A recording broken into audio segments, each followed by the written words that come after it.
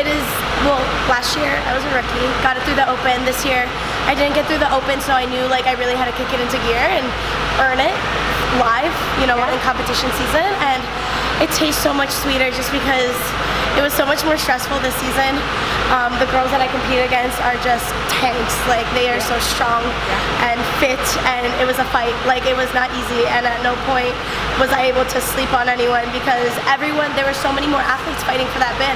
So it was a fight to the finish. Yeah, I mean, we've seen such a shift in the way that we CrossFit now and the way that we get to the games between the new Open in the fall and this long sanctional season. How did it change how you needed to prepare in order to get back to the CrossFit Games? Yeah, like after the CrossFit Games, well, I didn't have as long of a weekend, so it was almost like after the games I was super fired up to just get back to training because I knew the Open was right around the corner, but I wanted to make sure that I was also being smart and not just going back into training where I would get injured, but also just mentally being, you know, healthy and mentally being prepared.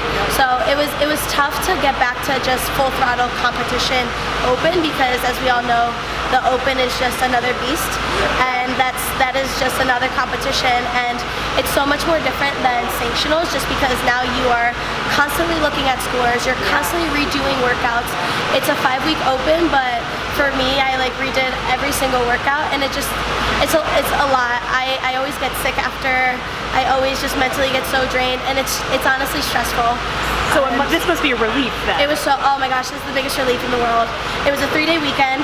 It was, you know, just enough events where a lot of events I would say that I felt like they were good events for me, and the programming was written, you know, in my favor for the most part.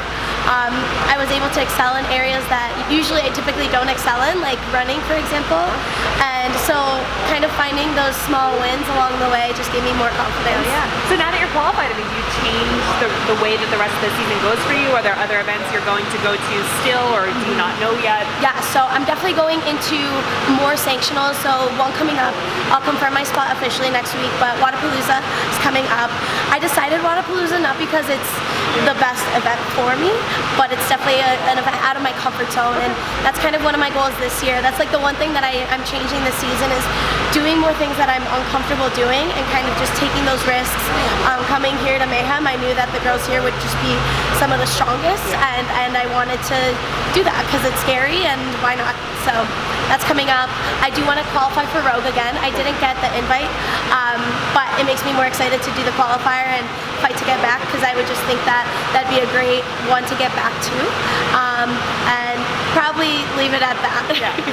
And then just save everything for the games.